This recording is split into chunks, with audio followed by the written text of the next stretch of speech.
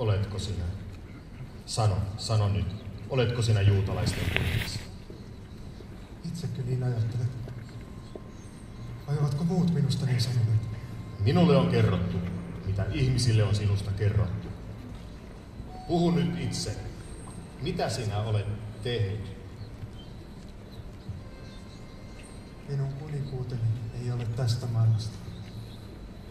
Jos se olisi, minun avustajani ja lähimmäiseni olisivat haranneet vastaan, että joutuisi tällaiseen ahdinkoon. Mutta ei.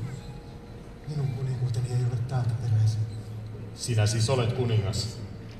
Itse sinä sen sanot. Sitä varten minä olen syntynyt. Sitä varten tähän maailmaan tullut, että todistaisin totuuden puolesta. Jokainen, joka etsii totuutta, kuulee minua. Mikä on totuus?